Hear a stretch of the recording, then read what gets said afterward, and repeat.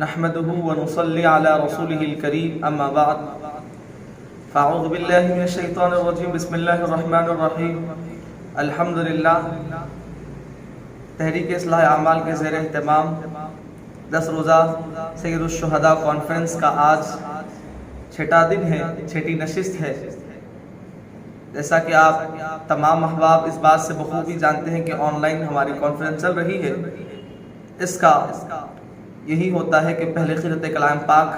نعت، منقبت اور بیان پر ہماری محفل کا اختتام ہوتا ہے۔ آئیں اب اس کانفرنس کے آغاز قرأت کلام پاک سے ہوگا۔ میں قرأت کلام پاک کے لیے حافظ و قاری سید عمران قادری سے ادب التماس کرتا ہوں کہ وہ قرأت کلام پاک سے اس نورانی عرفانی کانفرنس کا آغاز فرمائیں۔ أعوذ بالله من الشيطان الرجيم بسم الله الرحمن الرحيم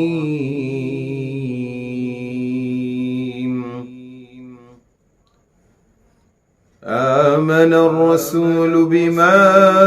أنزل إليه من ربه والمؤمنون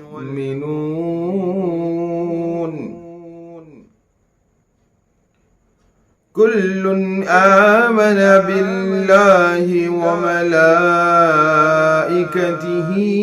وكتبه ورسله لا نفرق بين أحد من رسله وقالوا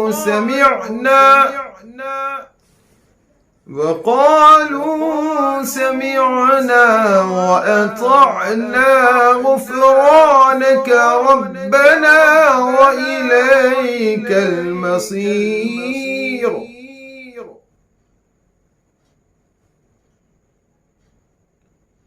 لا يكلف الله نفسا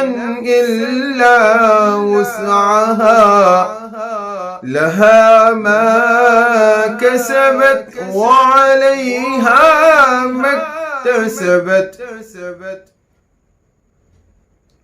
ربنا لا تؤاخذنا إن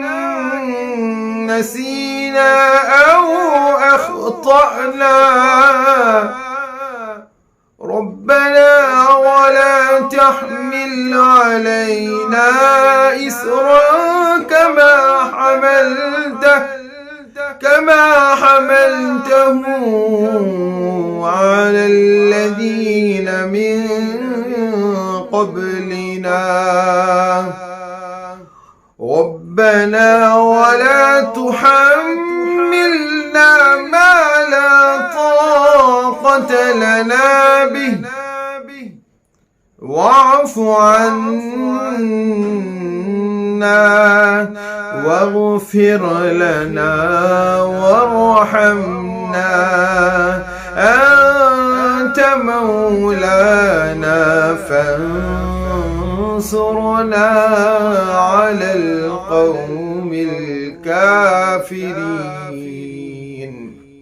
قرأت کلام پاک کے بعد نعت سرور کونین صلی اللہ علیہ وسلم سنانے کے لیے میں حیدرآباد کے مشہور و معروف ثناخان رسول محترم اسد اللہ شریف نقشبندی صاحب قبلہ سے ادباً التماس کرتا ہوں کہ نعت و منقبت سنانے کی سعادت حاصل فرمائے۔ کسی شاعر نے کیا خوب کہا ہے، ایمان عشق احمد مختار کے بغیر، ایمان عشق احمد مختار کے بغیر ممکن نہیں کہ چھت رہے دیوار کے بغیر، ممکن نہیں کہ چھت رہے دیوار کے بغیر۔ اندازہ اس سے کیجئے ان کے مقام کا، اندازہ اس سے کیجئے ان کے مقام کا، کلمہ نہ پورا ہو سکا سرکار کے بغیر، کلمہ نہ پورا ہو سکا سرکار کے بغیر۔ آئے میں ادب التماس کرتا ہوں کہ قاری اسد اللہ شریف نقشبندی قادری صاحب سے کہ نعت و منقبت سنانے کی سعادت حاصل فرمائے۔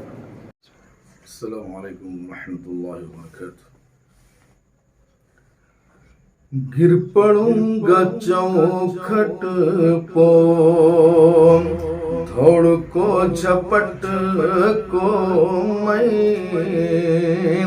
گر پڑوں گا چوکھٹ پو دھوڑ کو جھپٹ کو میں ان کی سبز جالیاں سے رووں گا لپٹ کو میں ان کی سبز جالیاں سے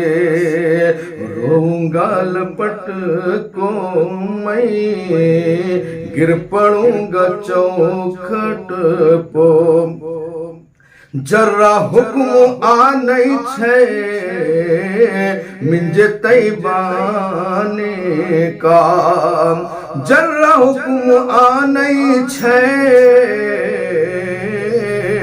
منج طیبانے کا روجہ ان کا لالیوں گا انکیا میں سمٹ کو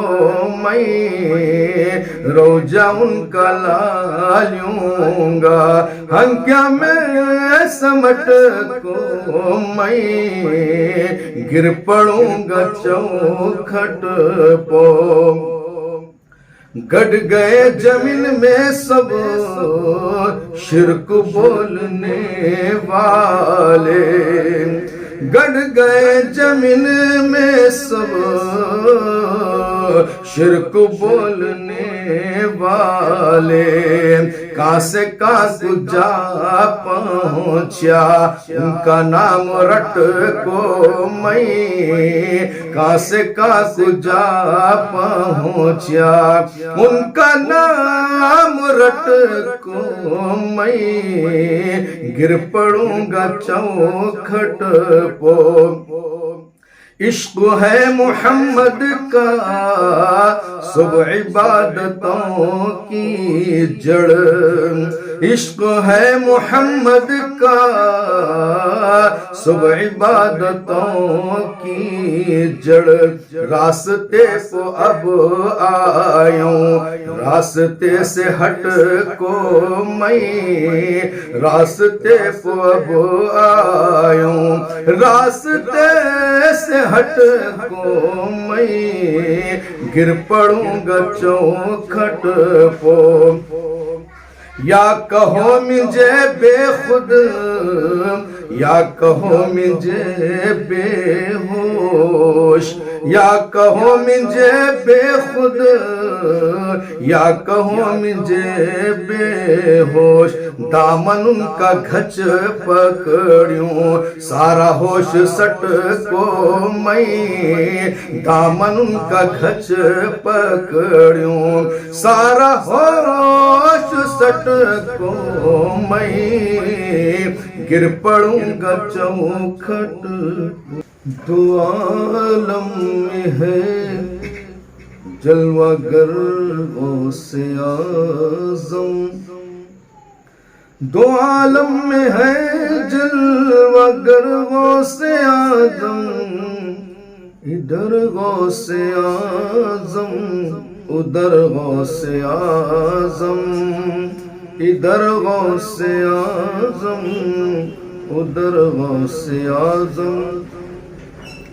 بروز قیامت یہ کہتے اٹھوں گا بروز قیامت یہ کہتے اٹھوں گا ادھر لے چلو ہیں جدھر غوث اعظم ادھر لے چلو ہیں جدھر غوث اعظم ارادہ جو ان کا وہ منشا خدا کا ارادہ جو ان کا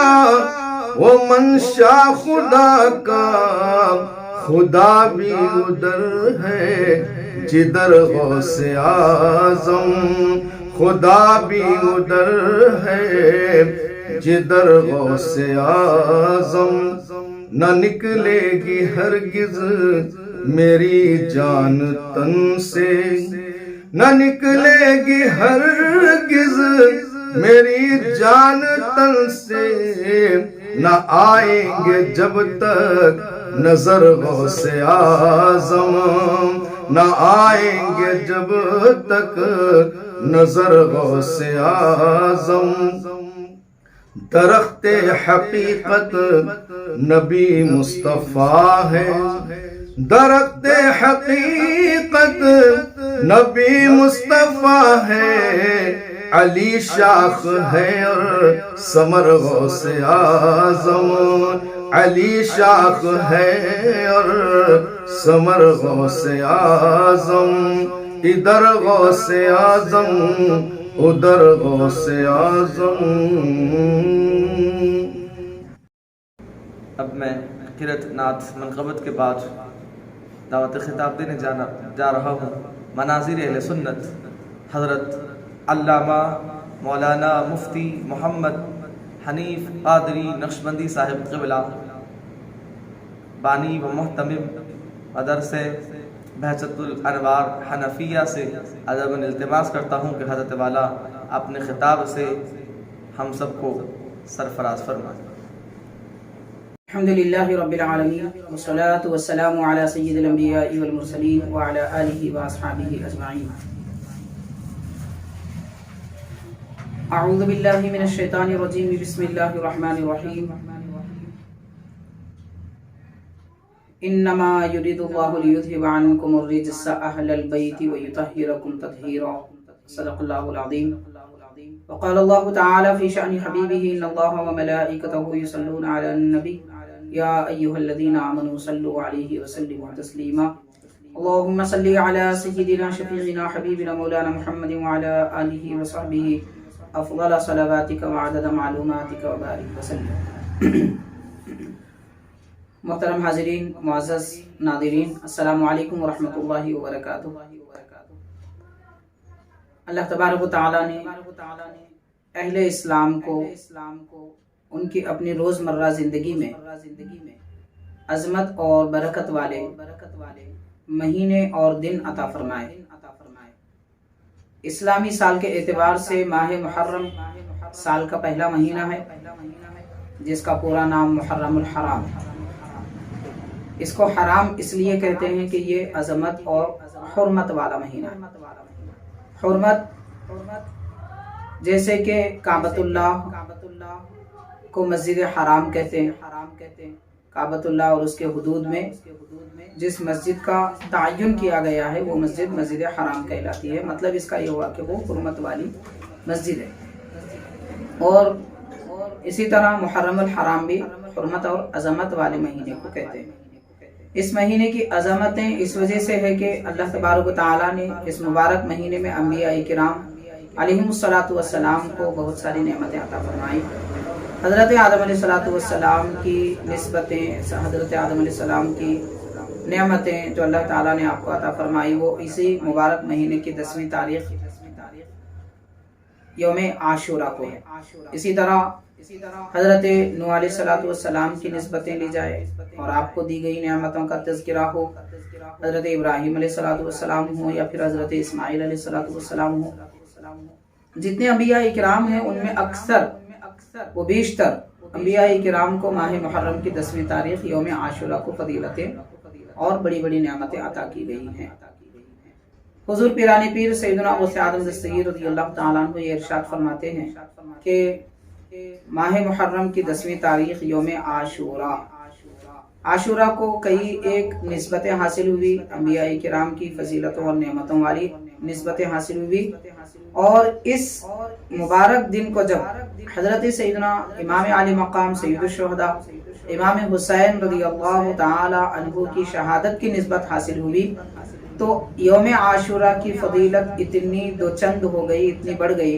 کہ اب اس کے بعد کوئی اور نسبت باقی نہ رہی کہ جس کی وجہ سے یوم عاشورہ کو فضیلت ملے۔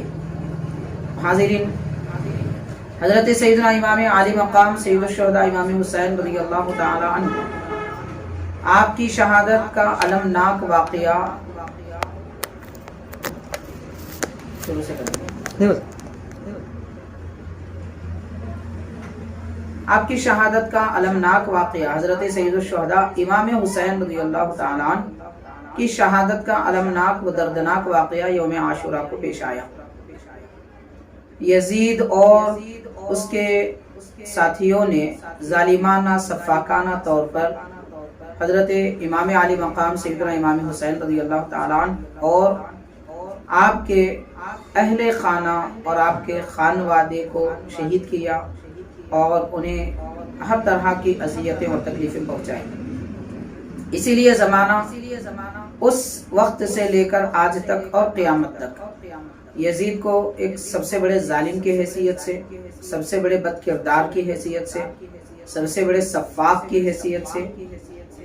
جانتا ہے، مانتا ہے اور اس کو انتہائی بدترین شخص سمجھتا ہے۔ اور اس کائنات میں حق و باطل کا جب بھی تذکرہ کیا جائے گا، سیدنا امام علی مقام امام حسین رضی اللہ تعالی عنہ کو سب سے عظیم اور بڑے شہید کے طور پر یاد کیا جائے گا۔ اسی لیے آپ کا لقب سید الشہداء ہے۔ آپ کا لقب سید الشہداء کیوں ہوا؟ حاضرین، اس کے متعلق حضرت شیخ الاسلام عارف اللہ سیدنا امام محمد انوار اللہ فاروقی علیہ رحمت و رضوان سید الشہداء امام حسین رضی اللہ تعالی عنہ کے لقب سید الشہداء ہونے پر بہت ساری اچھی علمی بہترین علمی بحث آپ نے فرمائی ہے۔ اس میں آپ کا لقب سید الشہداء ہونے کی وجہ آپ یہ بیان فرماتے ہیں۔ ارشاد فرماتے ہیں کہ حضرت سیدنا امیر حمزہ رضی اللہ تعالیٰ عنہ نبی پاک صلی اللہ علیہ وسلم کے چچا ہیں، جن کی شہادت ہوئی اور بڑی المناک شہادت ہوئی۔ تو اس شہادت پر پیارے آقا صلی اللہ علیہ وسلم نے آپ کو سید الشہداء کا لقب عطا فرمایا۔ حضرت بانی جامع نظامیہ رحمۃ اللہ علیہ ارشاد فرماتے ہیں کہ حضرت سیدنا امیر حمزہ رضی اللہ تعالی عنہ یقیناً سید الشہداء ہیں اور شہادت عظمیٰ کے مرتبے پر فائز ہیں۔ اس کے باوجود شہادت عظمیٰ میں اعلیٰ ترین مقام جن راہوں سے اور جن مشکلات سے، جن آزمائشوں سے مل سکتا ہے، تو وہ ساری آزمائشوں اور وہ سارے راستوں سے، شہادت کے وہ سارے مراتب سے حضرت سیدنا امام علی مقام امام حسین رضی اللہ تعالی عنہ کو گزارا گیا اور آپ کو سید الشہداء کی منزل عطا ہوئی۔ یقیناً امیر حمزہ رضی اللہ تعالی عنہ بھی سید الشہداء ہیں، امام علی مقام امام حسین رضی اللہ تعالی عنہ بھی سید الشہداء ہیں، لیکن حضرت امام علی مقام رضی اللہ تعالی عنہ کو جن منازل سے اور جن آزمائشوں سے گزارا گیا، وہ سارے شہادت کے مراتب، شہادت کے وہ سارے درجات حضرت امیر حمزہ رضی اللہ تعالی عنہ ان مراحل سے نہیں گزرے۔ اگرچہ کہ آپ کے کلیجہ مبارک کو چبایا گیا، آپ کے جسم پاک کو چھلنی کیا گیا وغیرہ وغیرہ، یہ سب امور تو ہیں، لیکن امام علی مقام رضی اللہ تعالی عنہ آپ اپنے وطن سے باہر تشریف لائے، اقارب اعزہ رشتہ داروں سے دور رہے، اور آپ کے ہمدرد احبہ، چاہت رکھنے والے، اپنی جان قربان کرنے والے، یہ سارے لوگ بھی آپ کے ساتھ نہیں تھے۔ جیسے بے شمار صحابہ کرام کی تعداد اس وقت موجود تھی، یہ سارے حضرات آپ کے ساتھ نہیں تھے۔ نہیں اس لیے نہیں تھے کہ ان کو اس لڑائی کا یا پھر اس جنگ کا کوئی امکان نظر آتا تھا، بلکہ وہ یہ سمجھتے تھے کہ بلکہ جیسا کہ حضرت امام علی مقام رضی اللہ تعالیٰ عنہ نے خود اعلان فرمایا کہ اہل کوفہ نے آپ کو خلافت کے لیے بیعت کرنے کے لیے طلب کیا ہے، تو آپ کے ہاتھ پر وہ بیعت کرنا چاہتے ہیں، اس لیے آپ تشریف لے جا رہے تھے۔ صحابہ کرام رضوان اللہ عنہم اجمعین، ان کو یہ امکان ہی نہیں تھا کہ وہاں پر کوئی کسی قسم کی کوئی لڑائی ہوگی یا پھر کسی قسم کا کوئی ظلم اور تعدی ہوگی وغیرہ، اس لیے وہ حضرات ساتھ نہیں ہوئے۔ اگر ان کو پہلے سے معلوم ہوتا یا پھر ایسی کوئی امکانی بات ہوتی تو یقیناً سب کے سب آپ کے ساتھ ہو جاتے۔ بہرحال احبہ سے، دوست و احباب سے، چاہت رکھنے والوں سے، جانثاروں سے آپ دور رہے، حضرت امام علی مقام رضی اللہ تعالیٰ عنہ اس طرح آزمائشوں کے جتنے منازل ہو سکتے ہیں، جتنے مرحلے ہو سکتے ہیں، وہ سارے مرحلوں سے آپ کو آگے گزارا گیا۔ حضرت بانی جامع نظامیہ شیخ الاسلام رحمۃ اللہ علیہ فرماتے ہیں کہ اس لیے آپ کو سید الشہداء کا لقب دیا گیا، اور آپ سید الشہداء ہیں، شہادت کے سارے مراتب پر آپ فائز ہیں، شہادت عظمیٰ آپ نے حاصل کی ہے۔ حاضرین، شیخ الاسلام بانی جامع نظامیہ امام انوار اللہ فاروقی رحمۃ اللہ علیہ اور دیگر حضرات بھی امام علی مقام امام حسین اور امام علی مقام امام حسن رضی اللہ تعالی عنہما کے متعلق جو تفصیلات اولیاء کرام بزرگان دین ائمہ دین نے اپنی تصانیف میں بیان فرمائی ہیں، انشاءاللہ تعالی ہم آپ کی خدمت میں مختصر طور پر اس کے چند نمونے پیش کریں گے تاکہ ہمیں پتہ چلے کہ امام علی مقام رضی اللہ تعالی عنہ کی تعریف اور آپ کی مدح و توصیف کن کن اکابر بزرگوں نے کی ہے۔ وہ ایک بڑی لمبی فہرست ہے کہ ان کا سب کا تذکرہ تو ہم کر نہیں سکتے، لیکن ہم آغاز کریں گے حضرت داتا علی حجویری گنج بخش علیہ رحمت و رضوان کے نام سے کہ آپ نے ائمہ اہل بیت کا تذکرہ باضابطہ اپنی کتاب کشف المحجوب میں فرمایا ہے، اور اس کے 9ویں باب میں ائمہ اہل بیت کے تذکرے کے نام سے ایک عنوان آپ نے بنایا۔ آپ اس میں یہ فرماتے ہیں کہ نبی کریم صلی اللہ علیہ وسلم کے محبوب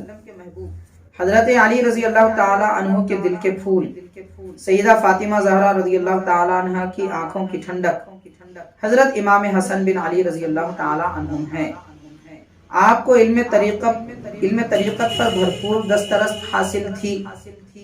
اور اس علم کے باریک دقائق اور مسائل کے حل میں آپ کو مکمل عبور حاصل تھا۔ یعنی داتا علی حجویری رحمۃ اللہ علیہ امام حسن رضی اللہ تعالی عنہ کی توصیف علوم طریقت کے شہسوار کے نام سے کر رہے ہیں، اور یہ بتا رہے ہیں کہ آپ علم طریقت پر مکمل دسترست رکھتے ہیں۔ امام حسن رضی اللہ تعالی عنہ نے ایک وصیت فرمائی ہے، داتا علی حجویری رحمۃ اللہ علیہ اس وصیت کا تذکرہ فرما رہے ہیں، علیکم بحفظ السرائر فإن اللہ تعالی مطلع علی الضمائر۔ ارشاد فرما رہے ہیں امام حسن رضی اللہ تعالیٰ عنہ کہ اے لوگو، اپنے دل کے خیالات کی حفاظت کرو۔ یعنی انسان اپنے اعمال اعضاء و جواری سے ظاہر ہونے والے اعمال پر کنٹرول کرتا ہے، کوشش کرتا ہے کہ اس کو اپنے قابو میں رکھے، لیکن دل کی دھڑکن اور دل کے ارادے اور تصورات، خیالات جو تقریباً 8 یا 10 حصوں میں بٹے ہوئے ہیں، تو اس کی تقسیم ہے۔ یہ ایسے مراحل ہیں کہ ان پر ہر آدمی قابو نہیں پا سکتا، دل کے ارادوں پر قابو پانا بے حد مشکل ہے۔ ارادے آتے ہیں اور چلے جاتے ہیں، جیسا کہ حضرت بانی جامع نظامیہ رحمۃ اللہ علیہ نے ارشاد فرمایا، الہی یہ دل ہیں کہ مہما سرائے چلے آتے ہیں کارواں کیسے کیسے۔ تصورات اور خیالات اچھے اور برے اور وساوس وغیرہ کا ایک امٹتا سیلاب نظر آتا ہے، ہر وقت کچھ نہ کچھ ظاہر ہوتے رہتا ہے۔ کس خیال اور تصور کو دفع کرے اور کس کو صحیح سمجھ کر اپنے دل میں بسائیں، یا اس کا اعتقاد رکھیں یا پھر اس پر عمل کریں۔ تو اس کے متعلق مختصر بس 2-3 جملوں میں حضرت امام حسن رضی اللہ تعالیٰ عنہ نے وصیت فرمائی کہ اے لوگوں، تم اپنے دل کے خیالات اور راز کی باتوں کی حفاظت کرو، کیونکہ اللہ تبارک و تعالیٰ تمہارے بھید اور تمہارے دل کے رازوں سے واقف ہے۔ یعنی ہم دل کا حال کسی کو اگرچہ کہ بتا تو نہیں سکتے، اگر نہ بتائیں تو ہم اگر چھپا لیں اور نہ بتائیں تو بات چھپی رہتی ہے، لیکن خالق کائنات ہمارے دل کے حالات سے بھی واقف ہے۔ رب تعالیٰ نے فرمایا، یعلم خائنۃ الاعین وما تخفی الصدور۔ یعنی انسان جو کچھ آنکھوں اور اپنی نگاہوں میں چرا کر دیکھتا ہے اور دل میں جو کچھ چھپاتا ہے، سینے جو کچھ چھپاتے ہیں، اللہ تعالیٰ ان سب چیزوں کو جانتا ہے۔ تو اس آیت پاک کی گویا تشریح اور وضاحت کے طور پر حضرت نے امام حسن رضی اللہ تعالیٰ عنہ نے یہ نصیحت فرمائی ہے۔ اور حضرت سیدنا امام حسن بصری رحمۃ اللہ علیہ، امام حسن رضی اللہ تعالیٰ عنہ سے گزارش کرتے ہیں کہ آپ ہمیں کچھ نصیحت کیجیے۔ تو آپ جواب میں نصیحت کیا فرماتے ہیں؟ جواب میں نصیحت فرماتے ہیں، اما بعد فقد انتہا الی کتابک عند حیرتک و حیرت من زعمت من امتنا۔ آپ فرما رہے ہیں کہ اے حسن بصری رحمۃ اللہ علیہ، آپ نے جو خط و کتابت کی تھی، جو رسالہ بھیجا تھا، وہ مجھے ملا اور میں نے اس میں آپ کے حیرت یعنی حیران و پریشان ہونے وغیرہ کے امور کو آپ نے جو بیان کیا اس سے میں مطلع ہوا۔ اور اس کے بعد آپ نصیحت یہ ارشاد فرماتے ہیں، کیا فرماتے ہیں کہ فرمایا ان من لم یؤمن بالقدر خیرہ و شرہ من اللہ تعالی فقد کفر۔ آپ کی پہلی نصیحت ہے سیدنا امام حسن رضی اللہ تعالیٰ عنہ کی کہ جو تقدیر کے خیر و شر پر ایمان نہ لائے وہ کافر ہو گیا۔ یعنی ہر ایک مومن پر یہ لازم ہے مومن رہنے کے لیے کہ وہ یہ جانے کہ تقدیر کی اچھائی ہو یا برائی، جو بھی فیصلہ ہے وہ اللہ تعالیٰ کی طرف سے ہے اور اسے اللہ ہی کی طرف سے ماننا ضروری ہے۔ یعنی حضرت امام حسن رضی اللہ تعالیٰ عنہ اپنے نانا جان کی امت کو اعتقاد میں مضبوط بنانا چاہتے ہیں اور پختہ یقین والا بنانا چاہتے ہیں، اس لیے ارشاد فرما رہے ہیں کہ انسان کے عمل سے کوئی خیر و شر نہیں ہوتا، خیر و شر اللہ تعالیٰ کے ارادے اور اللہ تعالیٰ کے فیصلے سے ہوتا ہے۔ رب نے جو فیصلہ کیا بس وہی ہوتا ہے، اور انسان کی کوشش سے یا اس کے ارادے سے نہ خیر ٹل سکتا ہے نہ شر ٹل سکتا ہے۔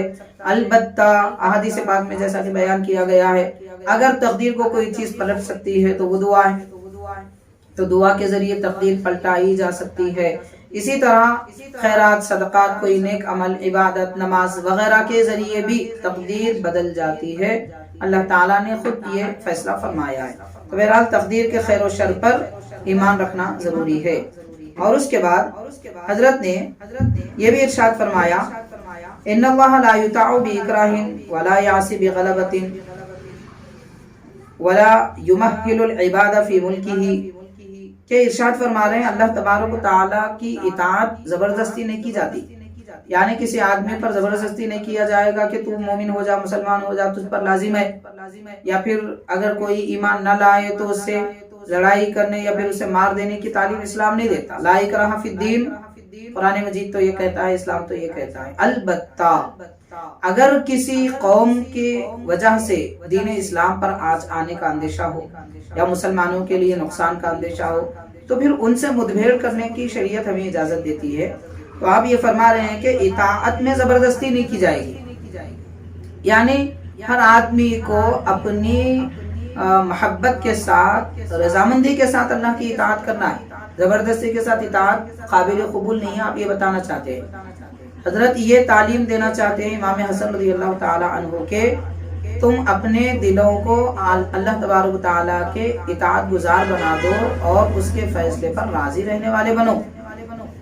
زبردستی کر عبادت کرنے سے کوئی فائدہ نہیں ہے، آپ یہ فرما رہے ہیں۔ اور حضرت یہ بھی ارشاد فرماتے ہیں امام حسن رضی اللہ تعالیٰ عنہ نصیحتیں بیان کرتے ہوئے ارشاد فرمایا کہ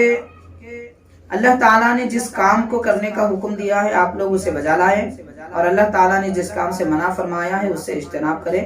اور واضح حجت یعنی اللہ تعالیٰ کی ذات پاک کے ساتھ حجت موجود ہے، یعنی قرآن مجید احادیث شریفہ یہ اللہ تعالیٰ کی طرف سے ہے۔ امام حسن رضی اللہ تعالیٰ عنہ کے اس مختصر تذکرے کے بعد حضرت داتا علی حجویری رحمۃ اللہ علیہ امام حسین رضی اللہ تعالیٰ عنہ کی مدح و توصیف میں آپ یہ ارشاد فرماتے ہیں کہ حضور نبی کریم صلی اللہ علیہ وسلم کے اہل بیت میں امام حسین رضی اللہ تعالیٰ عنہ شمع یعنی چراغ اور ایک نور کی حیثیت رکھتے ہیں، اور آپ فرماتے ہیں کہ امام حسین رضی اللہ تعالیٰ عنہ نے تمام دنیاوی تعلقات سے اپنا تعلق توڑ لیا، پاک و صاف آپ نے زندگی گزاری۔ اور آپ یہ بھی ارشاد فرماتے ہیں کہ آپ آزمائش میں مبتلا کیے جانے والے افراد میں سارے لوگوں کے رہنما اور پیشوا ہیں، یعنی جن کو آزمایا گیا امت محمدیہ علیہ صاحبہ صلاۃ والسلام میں ان سب کے پیشوا ہیں۔ میں ایک بات کی یہاں پر وضاحت کرنا ضروری سمجھتا ہوں کہ یاد رکھیے جن بزرگوں کی، جن صحابہ کرام کی اور اہل بیت میں جن کی فضیلتیں مسلم ہیں اور سب کو معلوم ہے، قرآن پاک احادیث شریفہ میں جن کے متعلق افضل ہونے کا ذکر کیا گیا، تو بعد میں اگر کسی کی اس طرح کی فضیلت بیان کی جائے جیسا کہ امام حسین رضی اللہ تعالیٰ عنہ کے متعلق فرمایا گیا کہ تمام آزمائش میں مبتلا کیے جانے والے لوگوں کے آپ امام اور پیشوا ہیں، تو اس سے مراد امام حسین رضی اللہ تعالیٰ عنہ کے والد گرامی حضرت امام سیدنا مولا علی رضی اللہ تعالیٰ عنہ پر بھئی آپ فوقیت نہیں رکھتے، جبکہ حضرت مولا علی رضی اللہ تعالیٰ عنہ امام حسین رضی اللہ تعالیٰ عنہ کی طرح ہی آزمائشوں میں رہے اور اللہ تعالیٰ کی رضا و خوشنودی حاصل فرمائے، اس میں کامیابی کی منزلوں پر آپ فائز ہوئے۔ ایسے ہی حضرت امام حسین رضی اللہ تعالیٰ عنہ دیگر اور صحابہ کرام جیسے حضرت عثمان غنی، حضرت سیدنا فاروق اعظم، حضرت سیدنا ابوبکر صدیق رضوان اللہ عنہم اجمعین، ان حضرات پر کے بھی امام اور پیشوا نہیں ہیں، بلکہ آپ اپنے ہم زمانہ اور بعد والے لوگوں میں سب آزمائش میں مبتلا ہونے والے لوگوں کے امام اور پیشوا ہیں۔ یہ وضاحت بے حد ضروری تھی تاکہ ہمارا اعتقاد مضبوط رہے اور ہمارے اکابر بزرگوں نے ہمیں جیسا عقیدہ دیا ہے اس کے مطابق ہم چلتے رہیں۔ حاضرین، حضرت امام حسین رضی اللہ تعالیٰ عنہ کی جود و سخا اور آپ کے سخاوت کا ایک واقعہ حضرت داتا علی حجویری رحمۃ اللہ علیہ نے بیان فرمایا کہ امام حسین رضی اللہ تعالیٰ عنہ میں نبی پاک صلی اللہ علیہ وسلم کی بہت ساری نشانیاں ہیں۔ اس کو ہم یوں سمجھتے ہیں جیسا کہ حدیث پاک ہے، نبی پاک صلی اللہ علیہ وسلم کی خدمت میں 2 نواسوں کو لایا گیا۔ حضرت سیدنا علی مرتضی رضی اللہ تعالیٰ عنہ لے کر آئے اور عرض کیا کہ یا رسول اللہ صلی اللہ علیہ وسلم میرے بچوں کو کچھ عنایت فرمائیے۔ پیارے آقا صلی اللہ علیہ وسلم امام حسن رضی اللہ تعالیٰ عنہ کو اپنی گود میں لے کر فرمایا کہ اما حسن فلہ سؤددی، فرمایا کہ یہ تو حسن ہے، ان کو میں نے میری سرداری دے دی۔ اور امام حسین کو گود میں لے کر فرمایا واما حسین فلہ جرأتی و شجاعتی، اور امام حسین کو میں نے میری جرأت اور میری بہادری دی ہے۔ تو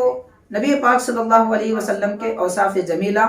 حسنین کریمین رضی اللہ تعالی عنہما میں پائے جاتے ہیں۔ تو حضرت داتا علی حجویری رحمۃ اللہ علیہ فرماتے ہیں کہ نبی پاک صلی اللہ علیہ وسلم کی نشانیاں آپ پہ موجود تھیں جن سے آپ آراستہ تھے۔ روایت میں آتا ہے کہ ایک مرتبہ ایک شخص امام حسین رضی اللہ تعالیٰ عنہ کی خدمت میں حاضر ہوا اور بولا کہ اے فرزند رسول صلی اللہ علیہ وسلم، میں ایک غریب شخص ہوں اور صاحب عیال بھی ہوں، مجھے رات کے کھانے کے لیے کچھ عنایت کر دیجئے۔ تو امام حسین رضی اللہ تعالیٰ عنہ نے اس سے فرمایا کہ تم بیٹھو، ہمارا رزق ابھی راستے میں ہے، پہنچنے والا ہے، ہم آپ کو دے دیں گے۔ اس کے بعد داتا علی حجویری رحمۃ اللہ علیہ اپنی کتاب کشف المحجوب میں فرماتے ہیں کہ اس کے بعد حضرت امیر معاویہ رضی اللہ تعالیٰ عنہ کی طرف سے دیناروں کی 5 تھیلیاں آئی، جن میں سے ہر تھیلی میں 1000 دینار موجود تھے، ہر تھیلی میں 1000 دینار موجود تھے۔ انہیں لانے والوں نے عرض کی کہ حضرت امیر معاویہ رضی اللہ تعالیٰ عنہ نے معذرت کی ہے اور یہ گزارش کی ہے کہ آپ انہیں اپنے خادمین پر خرچ کریں، کچھ عرصے بعد مزید پیش کر دیے جائیں گے۔ حضرت امام حسین رضی اللہ تعالیٰ عنہ کے حکم کے مطابق وہ 5 تھیلیاں اس نادار شخص کو دی گئی جو یہ کہہ کر آیا تھا کہ آپ مجھے رات میں کھانے کے لیے کچھ دیجئے۔ تو رات میں مانگنے والے نے 1 وقت کا کھانا مانگا تھا، امام حسین رضی اللہ تعالیٰ عنہ نے اسے 5000 دینار عطا فرما دیے۔ اور آپ یہ فرماتے ہیں کہ مجھے پہلے پتا ہوتا کہ اتنی کم مقدار ہے تو میں تمہیں انتظار کی زحمت نہ دیتا۔ تو حاضرین غور کیجئے کہ اتنی داد و دہش عطا فرمانے کے بعد، داد و دہش کرنے کے بعد بھی امام حسین رضی اللہ تعالیٰ عنہ یہ فرما رہے ہیں کہ یہ تو بہت کم ہے، میں نے ابھی کچھ نہیں دیا۔ تو یہاں سے امام علی مقام رضی اللہ تعالیٰ عنہ کی محبت کا دم بھرنے والے اور دعویٰ کرنے والوں کو سخاوت کیسی ہوتی ہے اس کا سبق لینا چاہیے۔ آج ہم ہمارے معاشرے میں دیکھتے ہیں کہ ہمارے پڑوسی بھوکے رہتے ہیں، ضرورت مند رہتے ہیں اور رشتہ دار پریشان حال رہتے ہیں، کاروبار کے اعتبار سے لوگ پریشان ہیں، لیکن جن کو اللہ تعالیٰ نے دنیاوی دولت سے نوازا ہے وہ بس اپنا پیٹ بھرتے ہیں اور اپنی فکر میں مصروف رہتے ہیں، باقی کسی سے کوئی ان کا لینا دینا نہیں ہوتا۔ تو حاضرین، یہ بزرگوں کی تعلیمات ہمیں یہ سبق دے رہی ہے۔ سیدنا امام حسین رضی اللہ تعالیٰ عنہ نے پیام عطا فرمایا ہے چاہنے والے لوگوں کو، خاص طور پر کہ اگر تم میرے چاہنے والے ہیں تو پھر میرے نقش قدم پر چلو، میرے صفات عالیہ کو اختیار کرو اور سخاوت کے دریا لوگوں میں بہا دو۔ اس طرح حضرت امام علی مقام رضی اللہ تعالیٰ عنہ کی فضیلت اور آپ کا مقام و مرتبہ حضرت داتا علی حجویری رحمۃ اللہ علیہ نے بیان فرمایا ہے۔ اور ایک بات میں عرض کروں گا کہ حضرت امام شعرانی رحمۃ اللہ علیہ اپنی کتاب طبقات کبریٰ میں سیدنا امام حسین رضی اللہ تعالیٰ عنہ کے متعلق یہ فرماتے ہیں وحج رضی اللہ تعالیٰ عنہ 25 حجۃ ماشیا وجنائبہ تقاد بین یدیہ۔ آپ فرماتے ہیں کہ امام حسین رضی اللہ تعالیٰ عنہ نے تقریباً اپنے مقام سے کعبۃ اللہ تک جو حج کیا وہ 25 مرتبہ آپ نے پیدل حج کیا اپنی حیات طیبہ میں. 25 مرتبہ آپ نے پیدل حج کیا اور اس طرح حج کیا کہ آپ کا ساز و سامان پیچھے نہیں چلتا تھا بلکہ آپ کے سامنے چلتا تھا. سامنے چلنے کا مطلب یہ ہوتا ہے کہ آپ جس مقام پہ تشریف لے جاتے اس مقام اس علاقے میں پہنچنے سے پہلے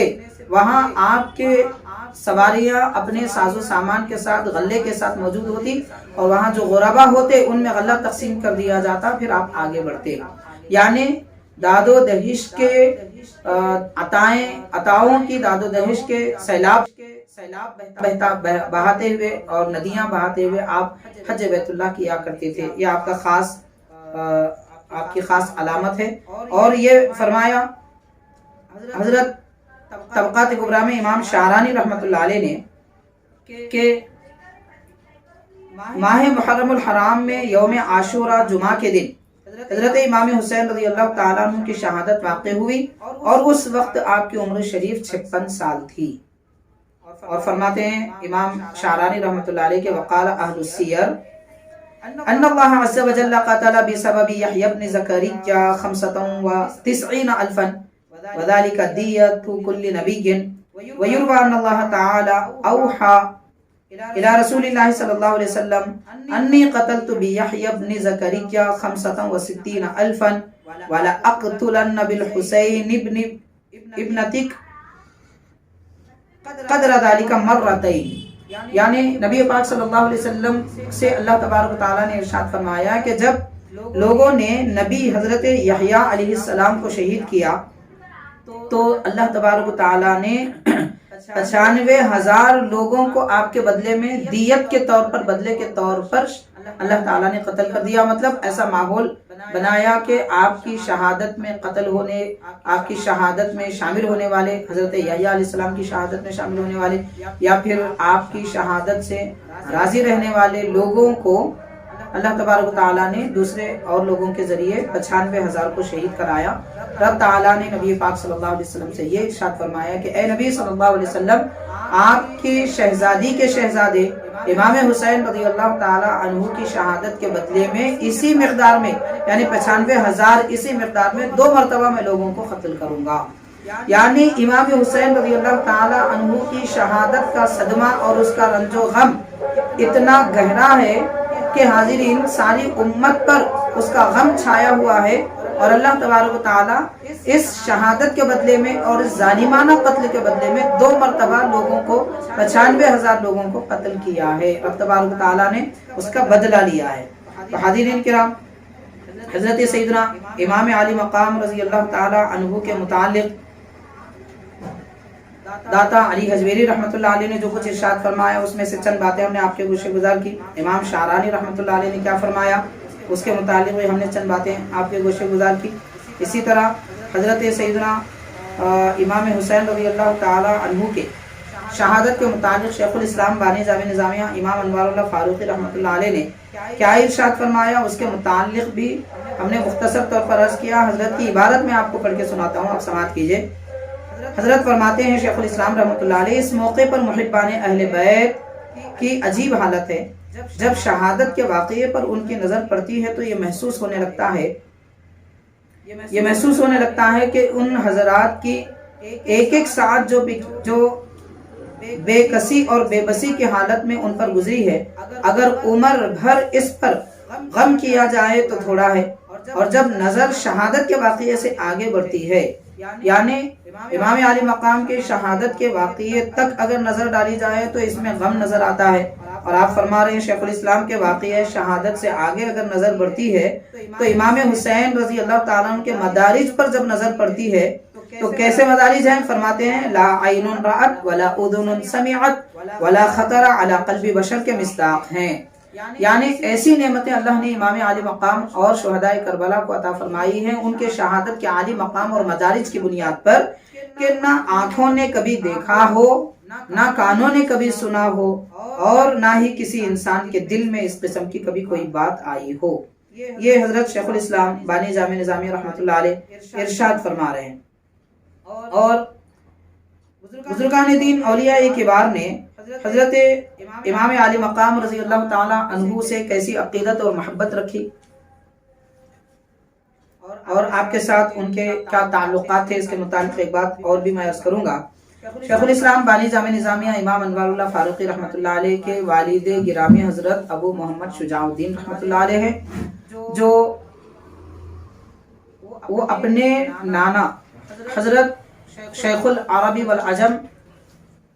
رفیع الدین قندھاری فاروقی علیہ رحمۃ رضوان کے مرید اور خلیفہ ہیں۔ شیخ الاسلام کے والد محترم ان کے نانا حضرت رفیع الدین قندھاری رحمۃ اللہ علیہ کے مرید اور خلیفہ ہیں۔ حضرت رفیع الدین قندھاری رحمۃ اللہ علیہ وہ شخصیت ہیں کہ جن کے علم اور حدیث کا تذکرہ اور اس کا شہرہ ملک عرب میں بھی رہا کرتا تھا۔ آپ مسجد حرام میں درس حدیث دیا کرتے تھے، مسجد نبوی میں درس حدیث دیا کرتے تھے، اور ملک عرب، یمن اور دیگر مقامات کے بڑے بڑے اکابر محدثین آپ سے علم حدیث حاصل کیے ہیں۔ حضرت رفیع الدین قندھاری رحمۃ اللہ علیہ جب قریب 5 سال لگ بھگ آپ وہاں پر حرمین شریفین میں اپنا وقت گزارے، وہاں پر عبادتوں میں مصروف رہے اور علم دین خدمت انجام دی۔ پھر اس کے بعد جب واپس اپنے وطن تشریف لائے تو حیدرآباد آئے، پھر حیدرآباد میں چند مہینے پہلے قیام، اس سے پہلے آپ حیدرآباد میں قیام فرما تھے، پھر دوبارہ حرمین شریفین سے حیدرآباد تشریف لائے، یہاں پر چند مہینے قیام کیا۔ بادشاہ وقت کو آپ سے جب اندیشہ ہوا کہ لوگ آپ کے بڑے گرویدہ ہوتے جا رہے ہیں، تو اس نے کہا کہ آپ شہر چھوڑ کر چلے جائیں۔ تو اسی وقت مکہ مسجد میں جب آپ ارادت مندوں کو ارادت میں داخل فرما رہے تھے، اپنا رومال بڑا لوگوں کے ہاتھ میں دیے ہوئے تھے، بادشاہ کا پیام جیسے پہنچا آپ نے اپنا رومال اٹھا لیا اور جھٹک لیا، کندھے پہ ڈال کر نکل گئے قندھار شریف کی طرف۔ جب آپ اپنے وطن قندھار شریف پہنچے تو وہاں پر امام عالی مقام امام حسین رضی اللہ تعالی عنہ کے نام سے ایک، اور حضور غوث پاک رضی اللہ تعالیٰ عنہ کے نام سے ایک، اور حضرت شاہ نقشبند سید خواجہ بہاؤالدین نقشبند رحمۃ اللہ علیہ کے نام سے ایک، 3 خانقاہوں کی آپ نے بنیاد رکھی، گویا کہ ایک ہی وقت میں آپ 3 اصول طریقت کے مطابق مریدین کی تربیت فرماتے تھے۔ اگر امام عالی مقام کے اصول تربیت کے مطابق درس دینا ہوتا اور لوگوں کی تربیت کرنی ہوتی، ان کے دلوں کو پاک کرنا ہوتا، تزکیہ نفس کرنا ہوتا، تو وہ اس خانقاہ میں جمع فرماتے، اور حضور غوث پاک رضی اللہ تعالیٰ عنہ کے سلسلے کے مطابق تعلیم دینا ہوتا تو آپ کے خانقاہ میں جمع فرماتے۔ اس طرح نقشبندی سلسلے کے مطابق اگر تربیت دینی ہوتی تو آپ اس خانقاہ میں جمع فرماتے۔ بیک وقت کئی ایک سلوک کے ماہر ہی نہیں بلکہ لوگوں کو سلوک پر چلانے والے اور انہیں اپنے وقت کا شہسوار بنانے والی شخصیت ہے۔ تو یہاں سے ایک سبق، یعنی جو معلومات میں ہمارے اضافہ ہوتا ہے اور ایک سبق ملتا ہے کہ ہمارے اکابر امام عالی مقام رضی اللہ تعالیٰ عنہ کے نام سے بھی ایک خانقاہ کی بنیاد رکھی تھی اور آپ کے اصول طریقت کے مطابق تربیت فرماتے تھے۔ حاضرین، یہاں سے سمجھ میں آتا ہے کہ حضرت شیخ الاسلام بانی جامع نظامیہ رحمۃ اللہ علیہ کا اہل بیت کرام کے ساتھ کتنا گہرا تعلق ہے کہ آپ اپنی کتابوں میں بھی امام عالی مقام کا، اہل بیت پاک کا تذکرہ فرماتے ہیں، ان کی فضیلتیں بیان فرماتے ہیں، ان سے محبت کا اظہار فرماتے ہیں، اور نہ صرف یہ بلکہ آپ کو شیخ الاسلام کو، ان کے والد محترم، ان کے والد کو، ان کے نانا حضرت سے جو خانقاہ حسینیہ سے جو فیض ملا تھا، وہ فیض بھی شیخ الاسلام اپنے مریدین میں اور اپنے شاگردوں میں اور اپنے خلفاء میں تقسیم فرمایا ہے۔ اسی طرح حضرت سیدنا امام عالی مقام امام حسین رضی اللہ تعالی عنہ کے صفات کا ذکر کرتے ہوئے حضور سیدی بندہ نواز گیسو دراز بلند پرواز علیہ رحمت و رضوان کے ملفوظات میں ایک واقعہ ذکر کیا گیا ہے کہ حضرت سیدنا امام حسن اور امام حسین رضی اللہ تعالی عنہ کی تعریف و توصیف کا ذکر چھڑا تو حضرت بندہ نواز رحمۃ اللہ علیہ نے فرمایا کہ یہ دونوں جگر گوشان علیہ مرتضی رضی اللہ تعالی عنہ ندی کے کنارے سے گزر رہے تھے۔ حضرین، ایک جو مشہور واقعہ ہے کہ امام حسن امام حسین رضی اللہ تعالی عنہما کسی ایک حضرت کو، کسی ایک صحابی کو وضو کرنے کا طریقہ بتایا، تو میں بڑے ادب کے ساتھ عرض کروں گا کہ جو لوگ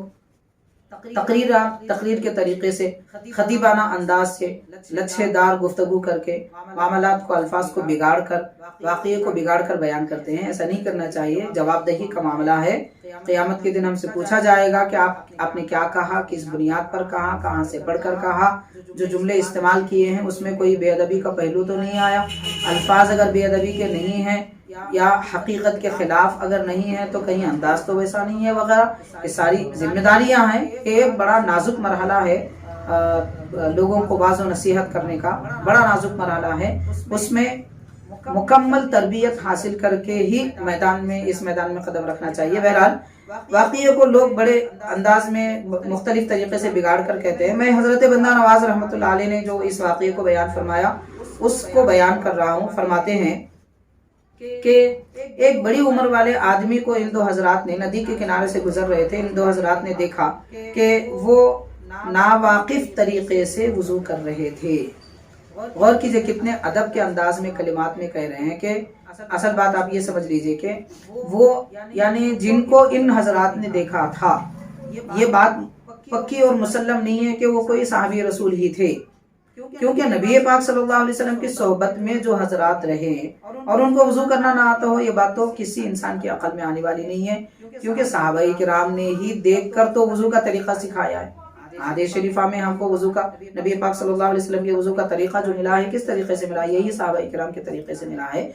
ممکن ہے کہ یہ کوئی ایسے حضرات میں سے تھے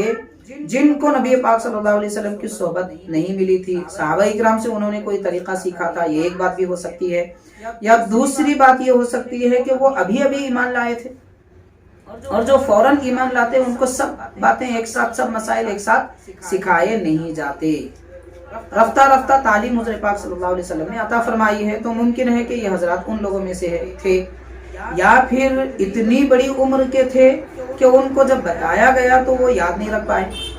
یہ ساری باتیں ہو سکتی ہیں. بہرحال اس میں وضو جن کو کرنا نہیں آتا تھا یا جو وضو کے پورے طریقے سے واقف نہیں تھے، ان کے کسی عمل میں نقص کی بات نہیں ہے. یہ تو ان کی شان ہے کہ وہ اللہ کے نبی کے صحبت یافتہ یا پھر صحابہ کرام کے صحبت یافتہ ہیں. یہ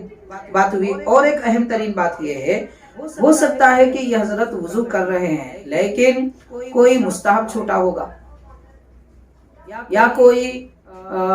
سنت چھوٹی ہوگی. تو حسنین کریمین رضی اللہ تعالی عنہما ان کو سنت اور مستحب سکھا رہے تھے. وضو آتا ہی نہیں تھا ایسی بات نہیں ہے. تو بہرحال حضرت بندہ نواز رحمۃ اللہ علیہ فرماتے ہیں ان دونوں صاحبزادوں نے آپس میں مشورہ کیا کہ ہم دو بچے ہیں اور اس بڑی عمر والی شخصیت کو کس طرح منہ پر کہیں کہ آپ کو وضو کرنا نہیں آتا. دیکھیے ادب کیسے سکھا رہے ہیں حسنین کریمین رضی اللہ تعالیٰ عنہما. اس واقعے میں ہی ادب بتایا جا رہا ہے، لیکن افسوس کی بات ہے کہ جب یہ واقعہ لوگ سناتے ہیں تو بے ادبی کے ساتھ سناتے ہیں. تو ہم کیسے ان کو بڑی عمر والے حضرات ہیں، ان کو کیسے کہیں کہ آپ کو وضو کرنا نہیں آتا؟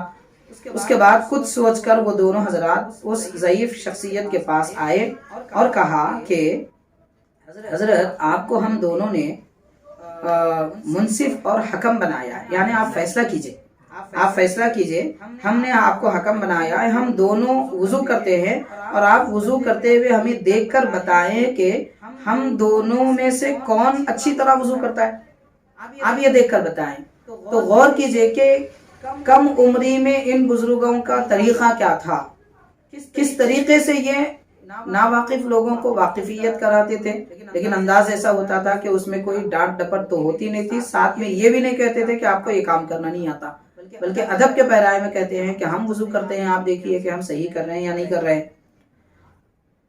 اگر ہم لوگوں سے وضو کرنے میں غلطی ہو تو آپ اصلاح کر دیں. دونوں یہ کہہ کر بیٹھ گئے اور وضو کرنے لگے. جب وضو ختم ہوا تو وہ ضعیف العمر شخص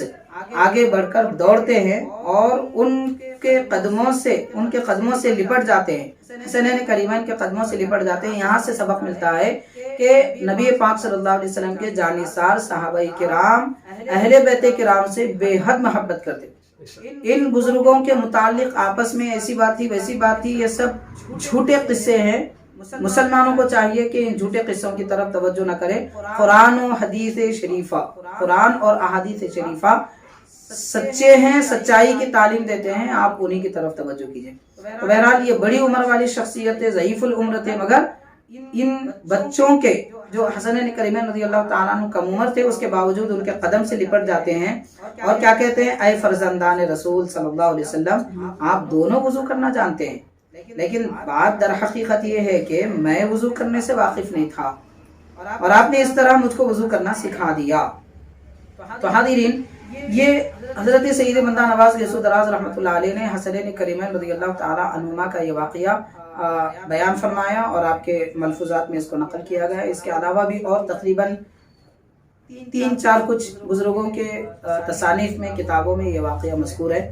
حضرت سیدنا امام حسین رضی اللہ تعالیٰ عنہ کی شان و عظمت وغیرہ بہت نرالی ہے۔ آخری ایک بات پر میں اپنی بات ختم کروں گا کہ سیدنا امام حسین رضی اللہ تعالیٰ عنہ کا مقام و مرتبہ، شان و عظمت اتنی بلند ہے کہ حضور پاک صلی اللہ علیہ وسلم نے ارشاد فرمایا، حسین منی و انا من حسین، یعنی حسین مجھ سے ہیں اور میں حسین سے ہوں۔ مجھ سے ہیں کا مطلب کیا ہے؟ یہ بات سمجھنے کے قابل ہے۔ حاضرین، علماء کرام اس حدیث